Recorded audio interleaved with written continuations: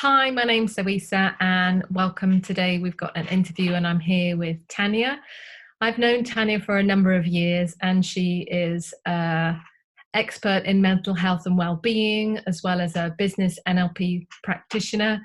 She's operated 1, 2, 3 businesses that she's set up and done her own. So for me, I met Tanya first as a dancer, and we were both at the same dance workshop, but I actually retouched and connected with her again when I knew that I was going to be starting another business and really wanted to look at the whole well-being picture. And for me, I'm in my midlife, in menopause, not menopause, perimenopause. And I thought I really want to make sure that I'm on top of my mental health. And this is a really key, important area of well-being that isn't talked about that much. And I was already experiencing some anxiety and didn't really know that the symptoms that I was experiencing were related to hormone changes. And then I happened to come across Tanya's name again, and I was like, oh, I know Tanya. And I really felt that I needed some coaching and some mentoring from somebody who'd been through and was well versed in the symptoms of mental health and well-being, how to assist and help yourself. So I really wanted an opportunity to share what I've learned, and also for Tanya to be able to explain some more to you about the change, challenge, adaptability, and also resilience, because that's important at all walks of life, but particularly if you're going through hormonal changes from 5 to 50s menopause, then I think if we've already got a handle on it beforehand, then fantastic. But if you are not aware of it, then you can't do anything about it. So welcome, Tanya, and please do add some more information about you. We look forward to this interview, and thank you. Oh, thank you so much, Zoisa, for having me here. It's really such a pleasure to join you and to obviously connect for this interview and for all those people who you're serving through your business. So yes, it's a pleasure to be here. My name is Tanya Diggory. I'm the founder of Karma, which is a business that supports and empowers entrepreneurs, freelancers, and business professionals, business teams with looking after and nurturing good mental well-being. So we really come from the place of empowerment and prevention. So we're not necessarily a clinical company. However, we partner with an organization who offer clinical support if somebody is genuinely going through severe depression or anxiety, etc. So we help them with really relating, relaying the message of what is stress, what is burnout, and what can happen if it's not tended to or resolved. So trying to help people understand what those early signs and symptoms are before it becomes a problem. And this does come from lived experience in the past, as Zoisa mentioned, through our dance journey together. I used to run a dance school for 3 years and then a dance events company for 3 years. And during that time, I went through a lot of different types of change, evolution in the business, growth, a lot of challenges, a lot of rewards, and I did have my own experience of mental health challenges and overcoming those. So my business comes from that place, and wanting to help other professionals too. So yeah, that's a bit about me. So thank you, Tanya. So one of the first things that I wanted to talk about is in terms of change and challenge. It's something that we all go through, and our ability to be able to adapt to change and be resilient. What did those mean to you, and how has your idea of dealing with and coping with change and challenges changed? That's a really good question. So it's really interesting. When I first went through one of the biggest personal challenges I went through in my business. So I went through high periods of stress, ended up burning out, and I'll explain a bit more detail of what those things are really. And then I went through a period of depression and anxiety attacks on and off for about a year. And at the time, I didn't really know that that's what I was going through. But because I'd always considered myself as somebody who's a positive individual, who's proactive and has a positive outlook on life, I never really considered myself someone who needs to look after their mental health, because I was like, oh, well, I just, I think positively about things, and I was like on the positive side of things. So that was quite a wake up call, in that, we're all human, and even the most positive, proactive person is still human, and they will have their ups and downs and their challenges. And the idea really of sort of, dealing with change and uncertainty and difficulty, like you said, it's something that we all go through. It's something that, like, no one can escape in that sense. So it's how do you deal with it? So really what that whole experience taught me, and it definitely was probably one of the most, if not the most, character building experience of my career so far. It was that it's not about reaching this point of being like 100% confident, I'm never going to struggle again, and dealing with challenge and change means that I reach this point. It's actually, how do you build a relationship with yourself on a daily basis, where you can develop more kindness to yourself, observe things from a different kind of perspective, so broaden your ways of looking at situations, enhance your support network, because it's not always about doing it yourself and figuring it out all by yourself, which I think we can, especially as women, can really fall into that pattern of trying to do so many things, and just thinking, oh, I'll get through it, I can do it, it's fine, and I'll multitask all these many multiple things at the same time, and I'll just do it. So it's that, for me, what I've learned change and resilience and challenge means, and how to manage it. It is that key word, it's managing. It's like, how do you manage it on a daily basis? You may go through a long period of time where actually things feel really good, they feel really content and serene, and you're doing really well at dealing with different changes or whatever you're going through, whether it's hormonally or in your business or work, or a mixture of things. But and then you might have like ups and downs, and it feels like a roller coaster. And then sometimes it might feel like you're going through a period of really low moods and anxious symptoms. And it's the key thing for me is to not be hard on yourself. And I appreciate that's a really difficult journey, because we expect so much of ourselves, and especially as women, we're naturally very caring, giving, nurturing, and want to do the best for ourselves and others. And so we can place such high expectations on ourselves. So it's really understanding, how can you manage your well-being on a daily basis, develop that kindness and empathy towards yourself. So trying to let go of that inner critic a bit more and more over time, and understanding it's a process, it's fluid. It's not like you reach a point and that's it. Like, oh great, I'm confident, never going to struggle. It's just not realistic, because life doesn't work in that way, so you have to really build that relationship with yourself. Lovely, thank you. And in terms of building that relationship, one of the things that I found really valuable and useful, because I know about, I've touched about mental health, I know about emotional health and well-being, and really it's easy to, well, I say it's easy to check in. So actually taking the time to review and actually go, okay, let me have some space to just check in and see what's going on, sounded like a really easy thing to do. And I would take the time for myself, and I'd go, okay, please check in, how is everything going? And I would find that it would be really difficult to just access any information. And then that's when I took the step of reaching out to you and went, okay, well, I actually need a hand, to be able to express myself and figure out what's going on. If I do it with my clients, I do it for other people, but being able to do it for yourself isn't necessarily always easy.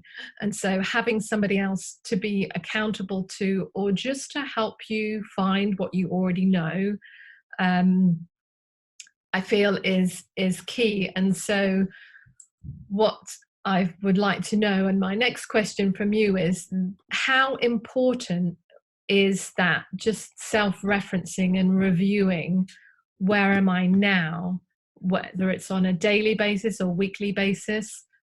How did that change for you? Yeah, so it's very much a holistic way of taking care of yourself, and it's a process. It took me a while to learn, like how to build this kind of relationship with myself, where, I was able to kind of step back, review, like you say, and actually build more confidence and build my self-esteem to know that I could take on whatever challenge was coming my way. And I think a lot of that does stem from confidence and self-esteem, because I believe you can be confident in certain areas of your life, very much so, but then there are certain areas or certain situations that crop up where you can feel like your confidence is knocked, or you have self-doubt that rises out of nowhere, and you think, actually, I count myself as a pretty confident person, but it's the specific situation where you perhaps feel a lack of confidence in your ability to manage, how you feel. So for me, it's not one thing, it's a collective of different things. So whether it's also a different kind of routine that would be for you compared to someone else. It makes no sense to compare your situation to another's, by the way, because every single person is unique in this world. But again, it can be very easy to compare yourself. So it's understanding what kind of works for you.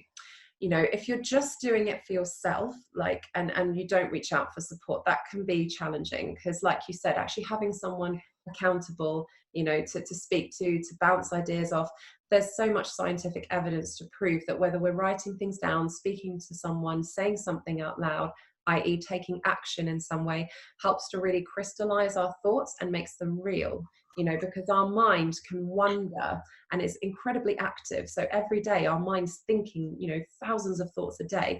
So it can just become jumbled, whirring thoughts, which can, develop more anxiety and stress if not kind of managed in a way. So it's figuring out what kind of channel of communication, whether it's meditation, like inner observation and letting go of self-judgment and embracing more self-kindness, whether it's speaking to somebody, whether it's writing things down, whether it's doing an activity that enhances your well-being.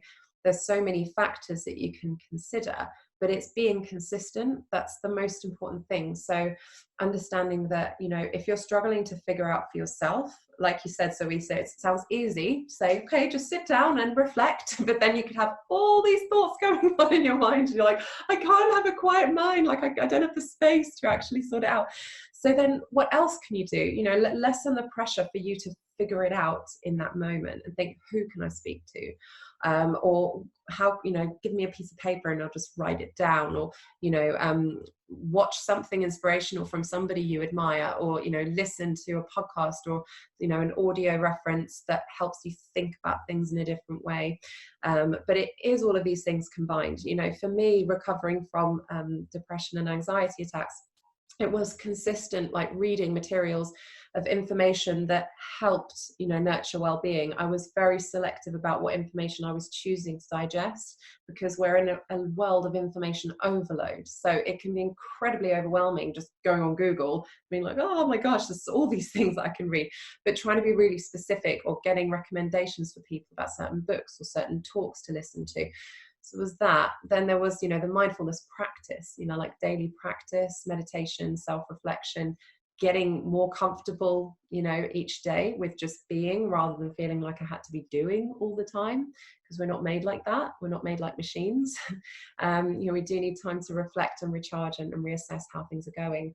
And building my support network, enhancing my learning opportunities, because life is a consistent journey of growth. It's not like you will learn everything at a certain point and that's it. It's consistent learning and development, but figuring out a routine that works for you is very, very key. So again, not comparing yourself and thinking, oh, I need to be waking up at 5 every day and doing my ritual and routine, or I need to stop at this point in the day and do this, and I need to finish at this time. It's like, especially if you work for yourself, every day is different. And even with, working for a business nowadays, flexible working is so much more common, and, working from home and things like that. So it's finding what works for you, really. Thank you. And I know that in terms of when we work together, and Tanya really assisted me to become more aware of what is good mental health. It's like, whilst we all go through challenges and changes, and sometimes it's just like you have got that brain fog and there is a little bit of anxiousness, I like to say human. It's like we're all human, like you mentioned. And so it's normal to feel anxious or up against a situation or an environment that is slightly different, where you lack a little bit of confidence. But when does that flip over, or when is it then not good mental health? And how do you start to become aware of, I feel my sense is there is kind of like a tipping point, and it's very subtle, and it's almost like, if I was to put it on a pair of scales, um, they may go, but then they kind of level back out again. And it is really, as well as the brain, it's the nervous system, and it's almost like your prolonged exposure to whatever the stimulus. And it doesn't necessarily have to be one thing. It could be something completely not head brain orientated. I just went and I did an extra workout that week, but whatever the little bit of on the scale that kind of just pushed things over the top or not, or just that you're like, hold on, I've been in this funk for, oh my God, it's actually, if I track back, it's been like 3 months. I haven't really felt like myself. I know that was one of the signs for me, having been through my different operations. I thought, I don't quite feel me. I can pull myself and get back onto the vivacious and, let's go, and being really positive. But I just found that I would wake up and it would be a challenge or a struggle to kind of motivate myself, whether it was to get out of bed or whether to be that bubbly, vivacious. And so I thought, you know what, I can't fake it at the moment. I need to just be upfront and honest, and realize that, oh, okay, there's more to this. And so I think for me, what's important is to just tell people that there's, whilst there is a point, it's part of it is realizing, for me, how long have I been in this state for? And so what would be good in terms of in hindsight, your lead up to experiencing burnout and everything that you've learned about mental health as an expert and a specialist, and how can people identify and go, okay, well, this is kind of normal or good health, because we have good health and we have poor mental health, and it's a yo-yo, but it's when the scales don't always level out, is my understanding from the workshops and work that I've done with you. But from your point of view, and also dealing and helping people in their mental health, what would you say? Yes, no, again, a really, really great question. So we're living in a bit of a stress epidemic these days. So many people are feeling consistently stressed in different ways or different volumes. Like you say, the scale kind of tips and then it balances and then tips again. And especially in the workplace, stress and burnout are becoming like an occupational phenomenon. Stress is currently the leading cause of physical illness, which is really interesting when you think about stress as a mental health concern, and it has a physical impact on the body. So whether it's like, chronic stress, chronic fatigue, other chronic illnesses that are ongoing. So there's different ways of understanding what does stress and burnout really mean. And I'd like to share a perspective on that with you, just so that we can understand, well, how can I learn for myself, when it feels okay and when it feels good and when it actually feels like not so good and I need support. So stress can be good for you. This is really important to bear in mind, because stress is a very natural response in the brain, as you alluded to before. It's kind of a natural thing that we go through, and it's a very primitive part of who we are. Sort of if you look back sort of thousands, if not millions of years ago, back in sort of cavemen times, and we're being chased by saber-toothed tigers. It's like we don't have saber-toothed tigers running around anymore, thank goodness, but we have different kinds of stress, right? Stress is relative. So our stress today is very different to over history and evolution. However, it has evolved in a way where you could argue has become a lot more consistent, whereas the stress response originally was developed as a way to signal a danger or a threat, was something that you need to pay attention to get yourself out of an unsafe situation. Whereas, so we have that same response that goes off in our brain. The amygdala part of our brain is where that stress response fires off. We have cortisol that's released in the brain. We have adrenaline that pumps through the body to help us prepare ourselves for a stressful situation. So stress is very relative to what it means to you and what's going on today. Yet we have a lot of little things that are happening consistently, whether it's in our home life, whether it's relationships, whether it's in our work life, whether it's managing our well-being, whether it's getting enough sleep.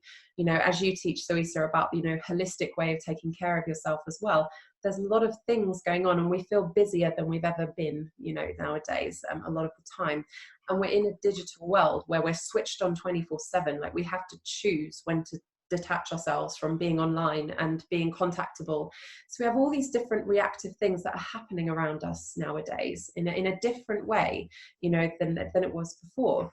So it's worth bearing that in mind. So if you have a lot of consistent bits of stress building, there's ways of managing stress, but where it can lead to burnout is when it gets to a point where it's essentially the result of long-term unresolved stress. So you can start to feel increasingly fatigued, you know, and end up feeling physically, mentally, and emotionally really exhausted. So that's where you almost reach your breaking point, like you've just, you know, hit a point where you've reached your limit. And there's something to be said for, you know, how are you to know what your limit is until you've reached that point, right? Until you've pushed yourself. And sometimes we may not even realize or recognize, you know, those symptoms that we're going through until it's too late. Like you said before, Zoisa, it can be a little build up over time, you know, and then suddenly it just kind of hits you. But one of the key things you mentioned, which I think is really important to highlight, is awareness. Like, never underestimating the value of having awareness, of realizing something doesn't feel right, and giving yourself permission to speak to someone and to do something different, even if it feels a bit alien or you don't feel motivated and it's easier to sink in to a downward spiral. Just say, even if I just speak to one person, like that one conversation can be the spark that ignites your recovery and actually taking steps in a different direction and having a new perspective on what you can do. Symptoms really do vary when it comes to stress and burnout. And when you reach burnout, researchers have discovered that doctors also are highlighting that they would also have ruled out potential anxiety or mood disorders before actually diagnosing burnout, potentially, because anxiety, you know, can become enveloped and wrapped up within symptoms of high stress. You know, whether you feel it in your digestive system, whether it's headaches, whether it's increased heart palpitations, you know, aches and pains in your body that weren't there before, lacking in sleep, you know, there's all these symptoms. So essentially, my main point is our bodies have a phenomenally smart way of signaling to us when something doesn't feel right and when we need to pay attention. Do we always pay attention? No, not necessarily. You know, and again, we're all human. Just to harp on that point again, like Zoisa and I both said, we're all human. Sometimes we can think we're, you know, superhuman beings and try to do way too many things at the same time and just think that we can deal with it. And then we realize, okay, I am only human, I'm not a machine, and I need to slow down. So just starting to really pay attention to when your body sends you signals and start to be aware of what they are. Like, what do you feel psychologically, emotionally, physically, and start to just give yourself little pockets of time to step back and just stop what you're doing to really pay attention and think, okay, well, what could I do to help myself in this situation? Thank you. And also, the other thing that I'd like to add, some of those symptoms that you were mentioning, such as whether it's anxiety, fatigue, aches and pains, poor memory, feeling like wired, like everything's on the go, irritability, change in appetite, migraines, headaches, cortisol levels increased. That can happen at any point in your life. And for me, the important element, in addition to that, and what I'm interested in helping people to become more aware of, is that actually, if your life has been quite full of lots of stressful, long-lasting little bits dripped over time, and then you hit into your midlife, so 35 towards 50s, when the hormone changes are starting to occur. So yes, the estrogen levels are starting to fluctuate. if the estrogen levels go down, then actually that increases your cortisol levels.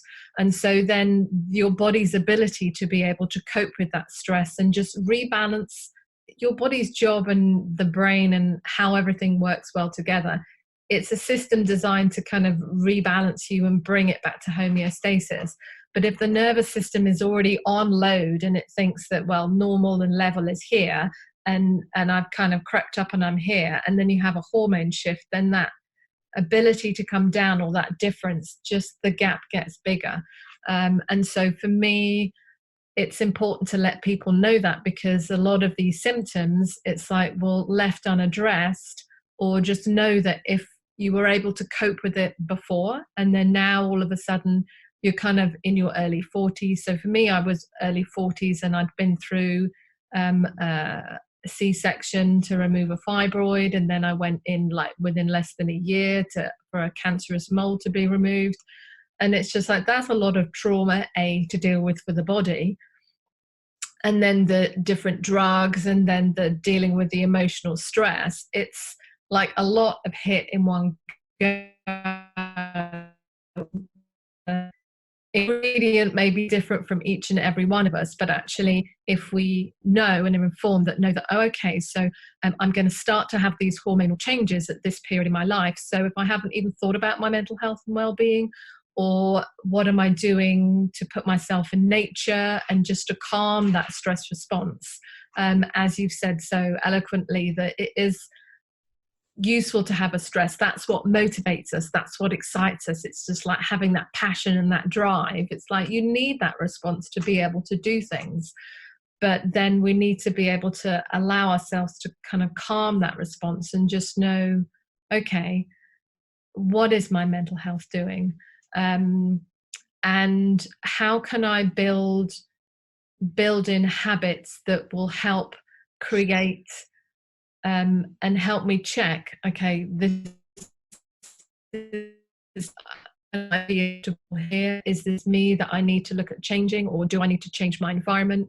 And how can I build my resilience so that I know what are the different things that work for me? And I know that from my point of view, one of the things that Tanya would do is take me through some guided meditations, and I'm a very kinesthetic visual person, so she was just like, okay, if you were to put a color to this, what would it be?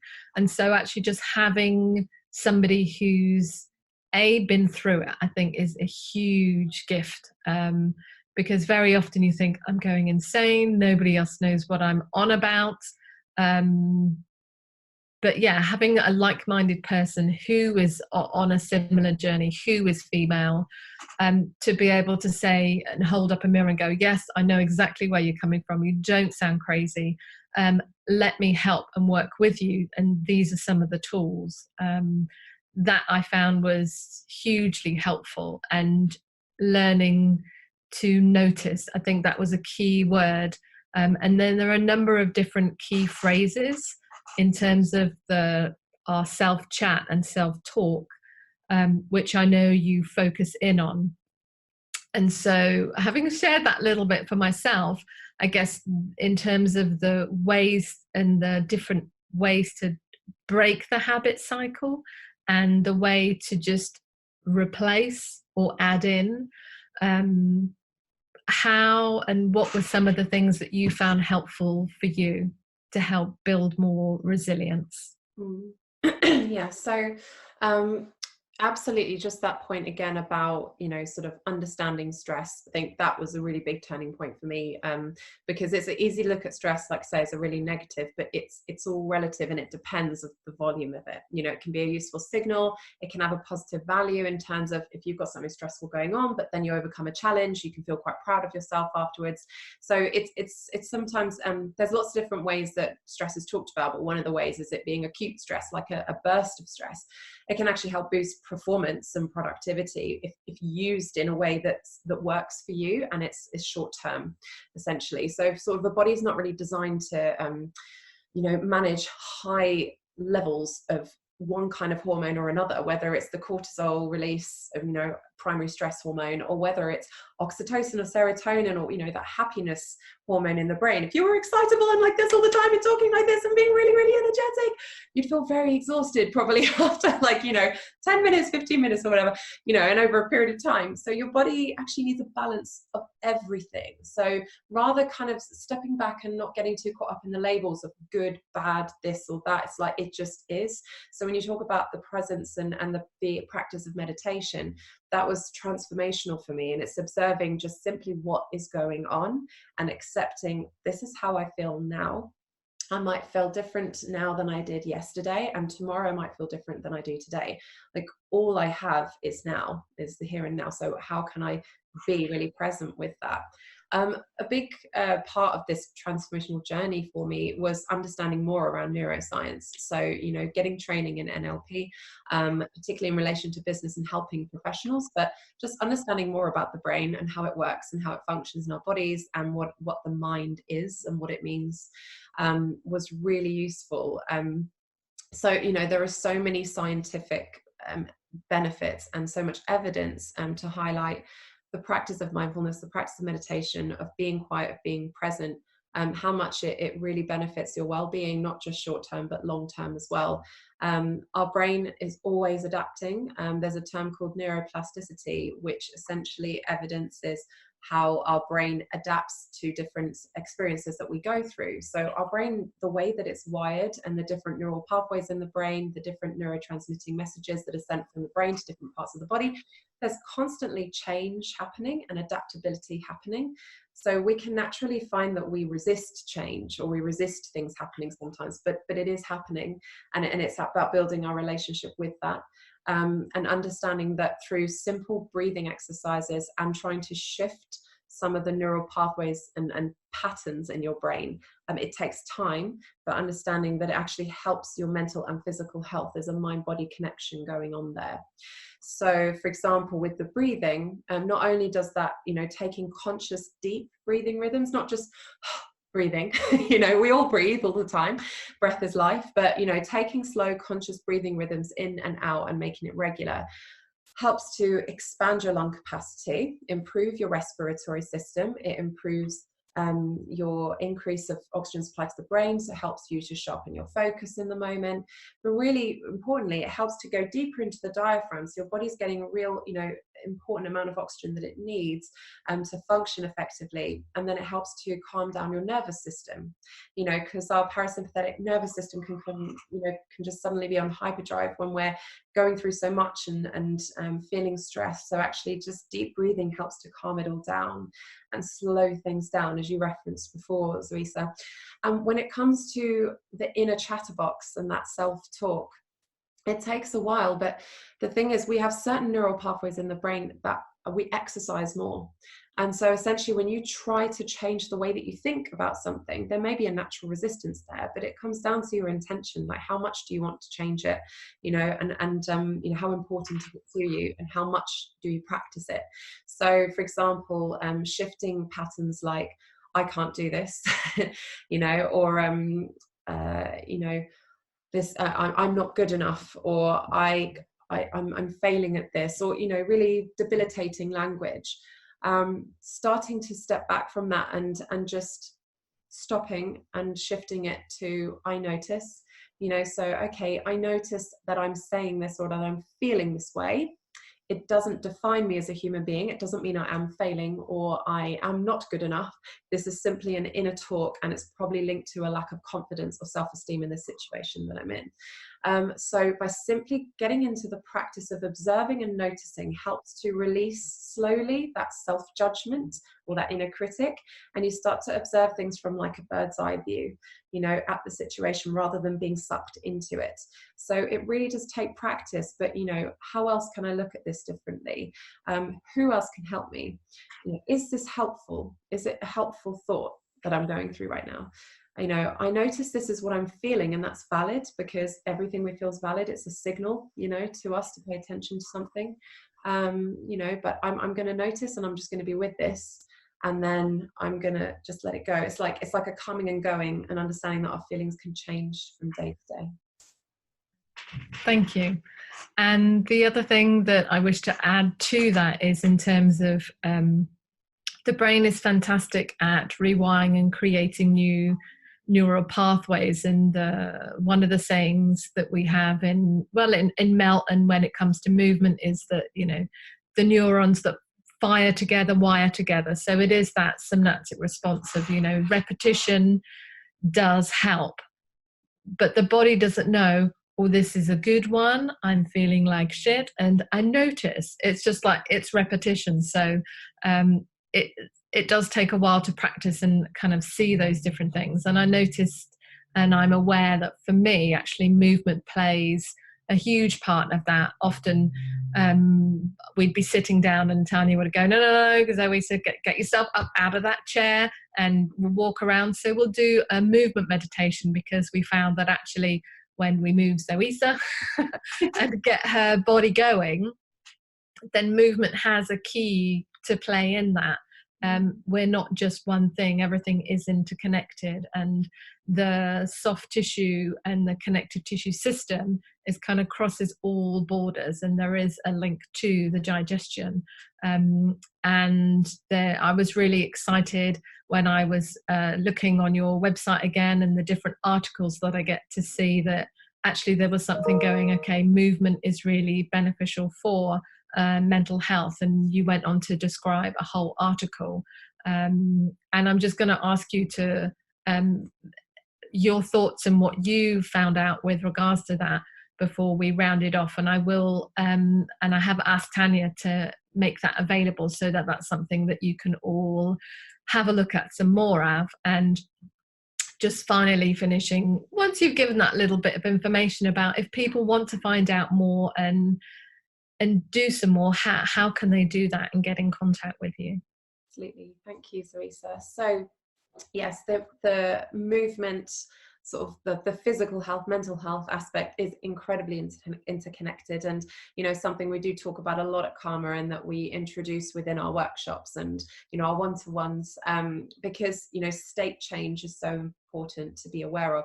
What I mean by that is we go into and out of different states of being all the time, from being in a state of happiness to being in a state of stress or a state of fatigue, or we can go into ebbs and flows. And like I say, that's not a bad thing. It's actually quite healthy to go in and out of different states, rather than being in a consistent state for a long period of time. So if you go into, say, a state of anxiety, and your body language and internal language remains the same. So you noticed, for example, that your shoulders might be hunched, or that you may be fiddling with your hands or nails, or your expression on your face, is a certain way where you don't, feel happy, or you're frowning. There's been so many scientific studies to show that can be a downward spiral if not lifted out of that. So one thing you can do is straight away try and shift your state. So just move, get moving, do something different, because that also then releases the positive hormones and chemicals in the brain, like oxytocin, serotonin, and endorphins. So even if you're still going through something really difficult, let's say, or really stressful, it's not to say, oh, you'll instantly feel better, but you will feel better, over time. So it's a consistent thing. Just getting moving helps shift your state from a state of anxiety to a state of proactiveness, of taking action, of doing something different. And it's amazing where that can lead sometimes, whether it's through dancing, whether it's through Pilates, whether it's through yoga, whether it's just going for a nice refreshing walk outside, or moving around your house. Just getting moving will help show your body you're trying to shift your state, and that has a positive mental health effect as well. And so one of the things, that we can share with you is we have articles. We do a weekly blog where we explore all types of topics around mental health and everything that encapsulates that. But also we have a membership platform. It's a monthly content drop platform where we share a whole range of resources to help you nurture your well-being on a daily basis through various ways. So it's not just one way, we have well-being recipes. So For example, a recipe for a good night's sleep, a recipe for a bright morning routine, a recipe for a good food aid box, because as Zoisa shares in all of her amazing material with her business, you know, what you eat, how you sleep, how you move, all of these things are connected. You know, your overall health, it's a holistic way of taking care of yourself. So we offer recipes, we have videos of breath work, meditations, movement to help you shift your state and take care of yourself, as well as having webinars and interviews like we're doing today. So you know, please feel free to check that out. It's on our website, and I'll share the link with Zoisa to share you all with you all as well. So yeah, be happy to answer any questions you have as well. Well, thank you very much, Tanya. And there will, Tanya's details of her Karma organization will be, when I edit the video, you'll have those details there, and they'll be on site. And then the book, you also have a book, Tanya. I do have a book, yes. So called This Is Karma. Thank you for sharing that too. And it's like a pocket mentor for the entrepreneurial mind. So whether you work for yourself or you're freelance, you know, or you have your own business, or perhaps you feel you're pretty entrepreneurially minded in the workplace that you work at, it is a mindset really. So it's a book that helps you understand how to take care of yourself, your business, and your relationships, with your well-being at the heart of it. And there's quotes per page and additional resources. So it's designed to be like a little pocket mentor for you to carry around with you, pocket size. So you can find out information about that on our website too. Thank you, Zoisa. Fantastic. So just again, thank you ever so much for sharing all your knowledge and your wisdom, and to have reconnected with you and find somebody who is an expert when it comes to mental health, that is driven and passionate about really getting the education and information so that people can be more proactive for themselves and make those changes and seek help where needed. Thank you, Zoisa, and likewise, so brilliant to connect with you again, and you know, to see all the incredible things that you're doing. Your community are so fortunate to have you, and it's a pleasure to be contributing to your platform as well. So thank you for having me today. You're welcome. Thank you, and enjoy the rest of your day. And I hope you all enjoyed the talk. So it's goodbye from me, Zoisa. Thank you, and goodbye from me. Thanks for having me. Take care.